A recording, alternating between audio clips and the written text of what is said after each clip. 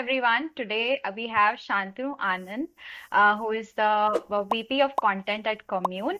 He's been passionately involved in helping brands spread awareness, activate customers, and engage communities using storytelling and poetry. He's been actively organizing workshops on spoken word poetry and has trained over 1,500 people as a result. He's also been listed in Forbes 30 under 30 in the arts category. So, Shantanu, welcome to the channel. Thank you so much. Thank you for having me. So, Shantanu, tell me the most memorable memory or an unexpected response you received while hosting your workshops. I think the most memorable, of course, is when people get super honest, super vulnerable. We often have people actually cry at our workshops Hmm. because that's the honesty and emotional vulnerability that poetry and storytelling demands. People getting personal, that's the most memorable. And of course, also my favorite things that happen at workshops is when someone is super shy and they come in and they're barely speaking to anyone. But at the end, everyone has to perform in our workshops. Mm-hmm. And then when they do perform, they're like these absolute powerhouses. That they are, they have the whole room in their hands. And you're like, where was this person? And then they leave the stage and immediately again, they're very, very shy and Shy. nervous. So it's brilliant to see different sides of people. Oh, that's something that directly speaks to me. Even I am of that sort. If you meet me in person, I'm shy, but when I go on stage, I just forget. That's maybe because I'm a dancer.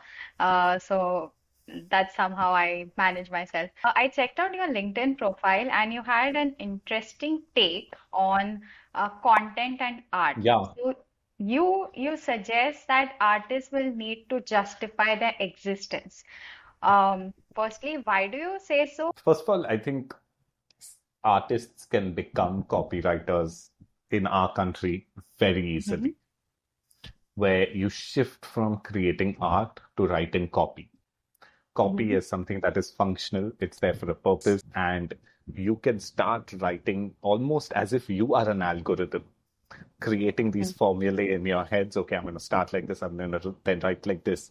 And when you do that, you're essentially doing the same thing that a computer would do, except that Mhm. you are doing it slower because you're human. Okay. Now, anyone who works that way, and all writers at some point have been tempted to write in this way, where you write on the basis of a formula rather than on the basis of you have to observe something new. So many people write on the internet, and for the sake of writing, they are repurposing what other people have written. They take literally other people's formulae and just copy it. And I'm not talking about people who dissect content. I'm talking about people who essentially just steal content. They have Okay. nothing original to bring to the table. Mhm. And this group of people is going to go. AI is going to take them out completely. The ones who to survive, the people who write and create art, when I say art, I mean poetry, I mean visual art, I mean everything. If you have to create something that AI cannot create, you have to create something that is original, something that has either you have to put contrasting ideas together in new ways or you have to come up with new ideas.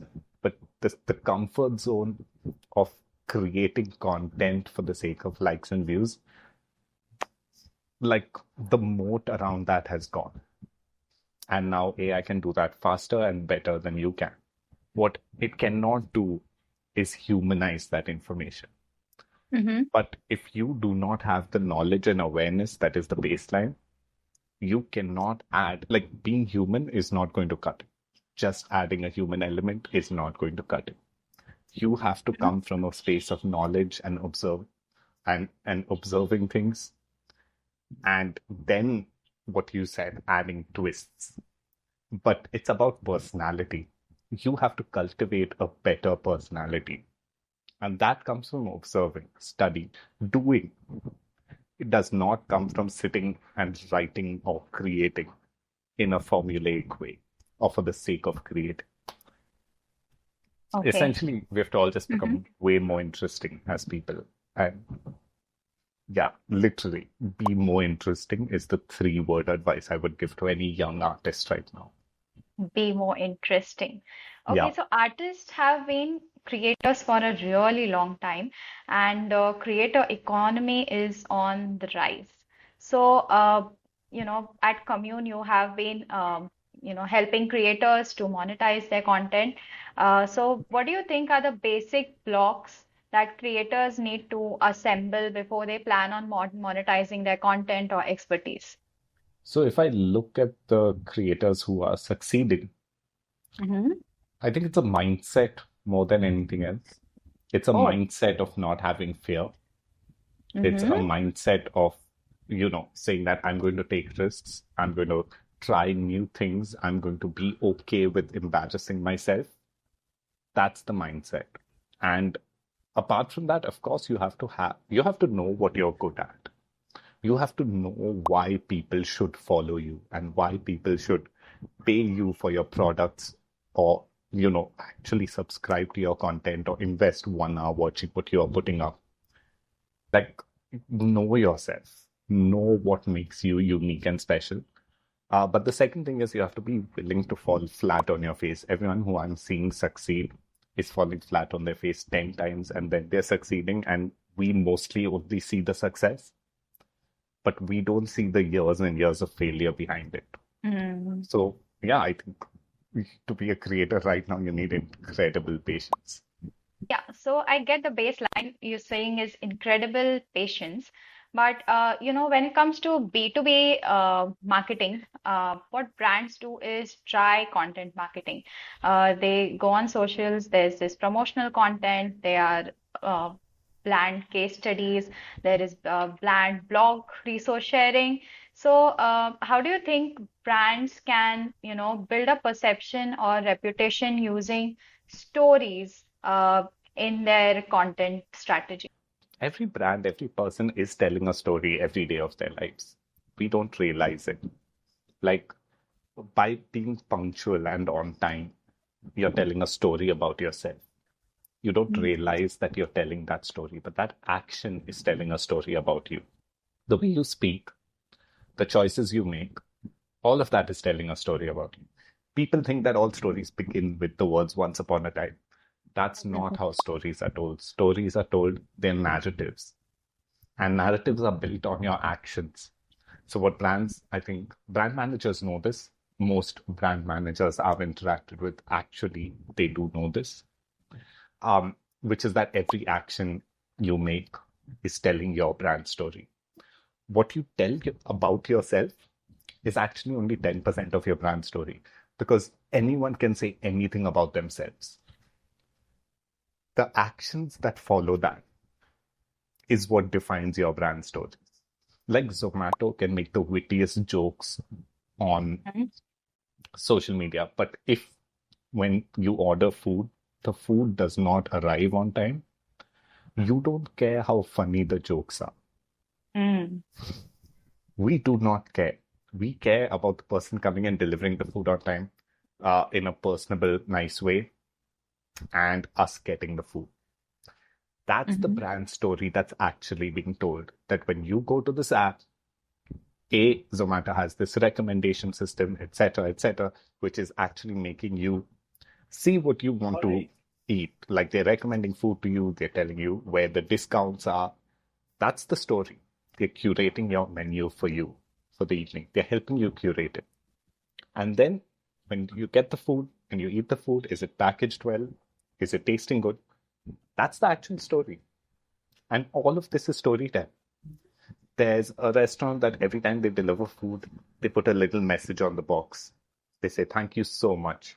It's now a brand which has multiple franchises. I'm happy to shout them out. It's called Good Flipping Burgers.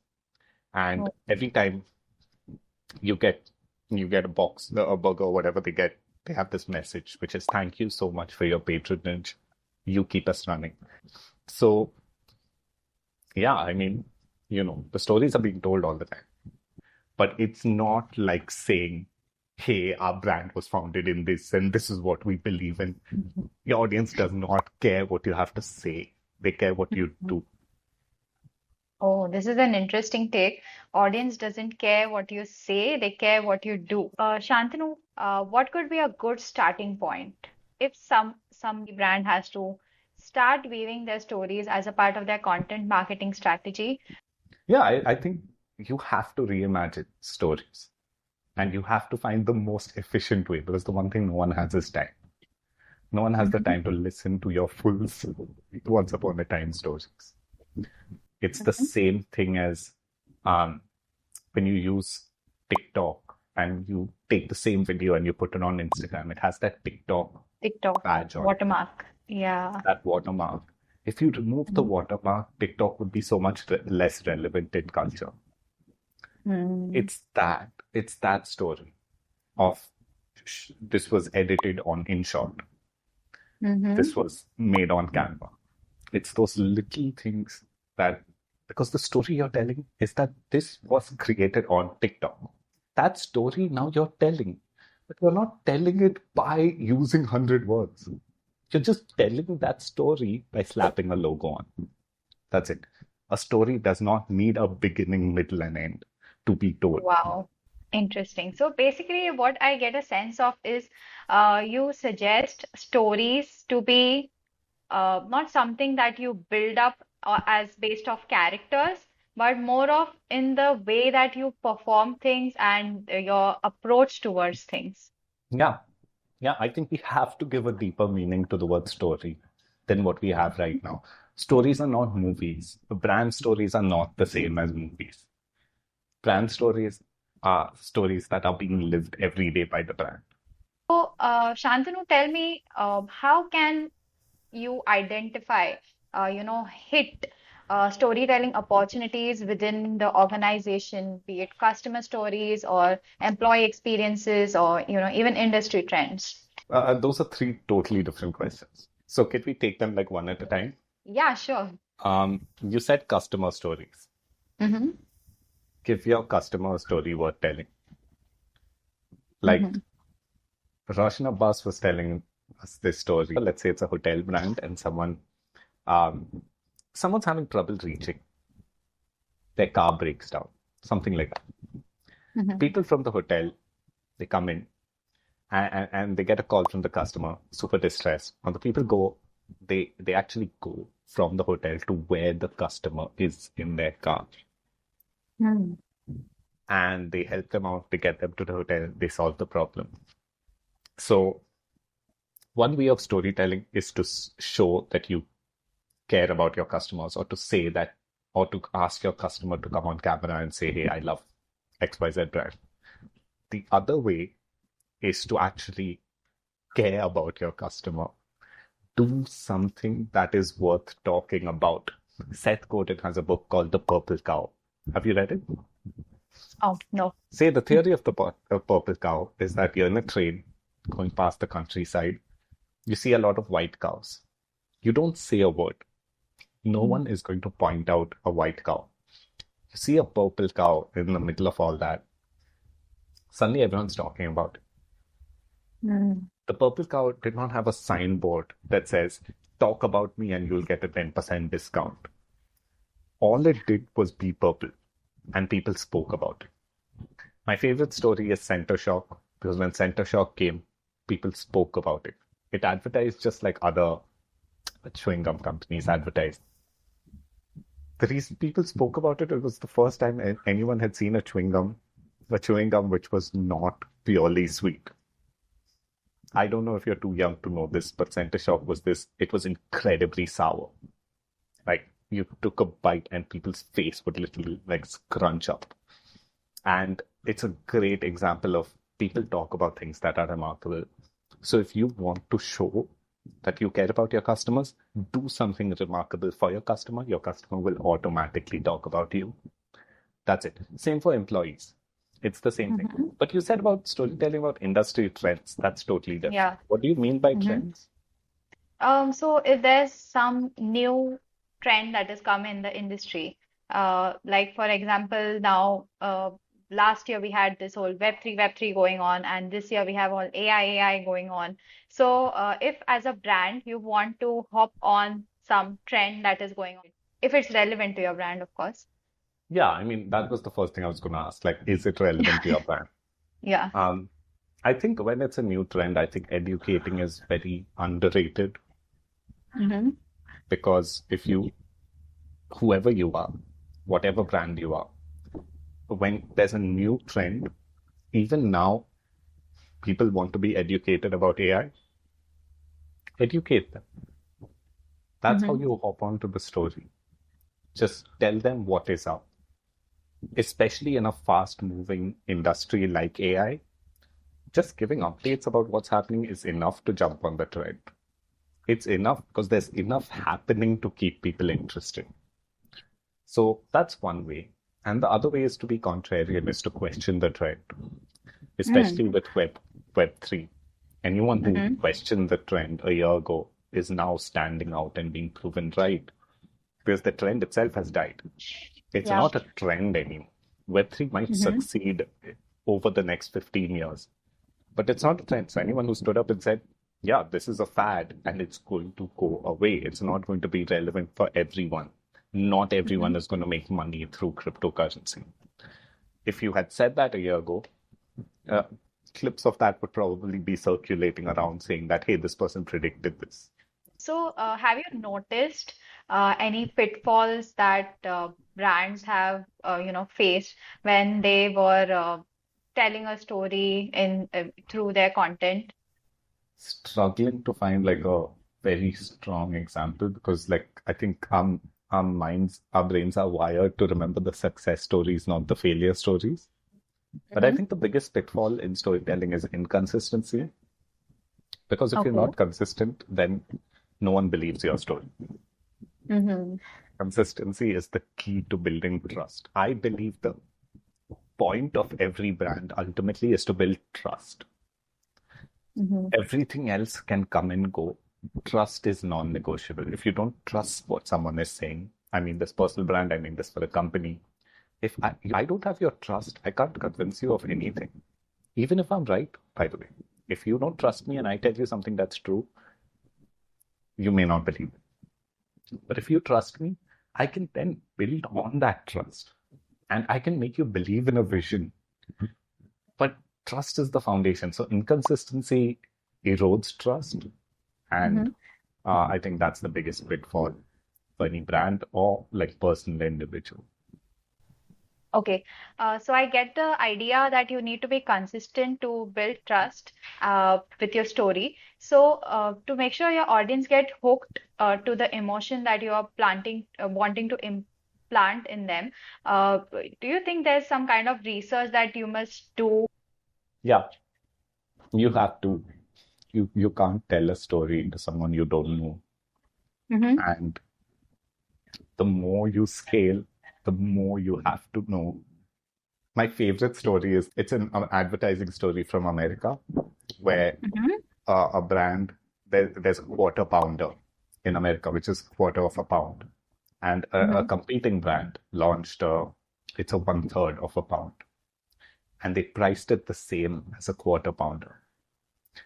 And my favorite part of the story is that those are the same prices. One third is more than one fourth. We know this. Mm. A normal person who saw that did not get it. They read it as four is bigger than three, so one fourth is bigger than one third, which is the opposite of true. And so the whole campaign failed. The product failed. It you cannot predict something like that unless you know your audience like really, really well. So you have to know your audience. You have to know what your audience values. You have to know what they know. You can't talk down to them. You can't speak about things that engage you but don't engage them. It's it's really hard for brands. And that story I think proves it really, really very much. So, Shantanu, how do you think they must have fixed it, or your take on how they should fix it? Cut the fractions. Tell people in amounts. Like explain to them how much a quarter pound is and how much one third of a pound is. Don't tell them in fractions. That's the biggest lesson from this. Like tell us the actual sizes. In this was based in America, so I guess in ounces or whatever, they don't use the metric system. But yeah, tell us in actual numbers because people understand that 4 is bigger than 3. So tell us in actual numbers. Tell us the actual weight. Makes sense. So you need to communicate that properly. Yeah. And it's not about looking down on your audience. It's not about saying that, hey, my audience is too stupid to get this. Like the campaign is right, but that's the marketer's temptation, right? To say that the campaign Hmm. was smart, the audience was dumb. You don't get to say that. There are 100 things that your audience knows that you don't know. The same people who don't understand fractions understand things about the world that you have no clue about. You are Hmm. marketing something to them. That's your job. Speak to them in a language they understand. Cool. Thank you so much, Shantanu. Uh, Before I let you go, can you tell our audience where they can find you online? Um, you're not going to get that much out of following me online. I think you can find me on LinkedIn. Maybe I might start posting there more often now. Um, And look out for Commune if you are interested in storytelling. It's Commune India on YouTube and Community. That's KOMMUNEITY. Horrible spelling for the purpose of sharing on podcasts, etc. But if you just I'll look share up it in the Commune with a links, don't K, worry. um, yeah, the spelling is really not optimized for for sharing on podcasts. But look up commune with a K essentially. And Mhm. we are, there's a lot we're doing in the next 6 months in the world of storytelling. So look out for them. Cool. Thank you so much, Shantanu, for your time, and I'll catch up with you soon. Yep. Lovely speaking with you, Manali. Thank you so much.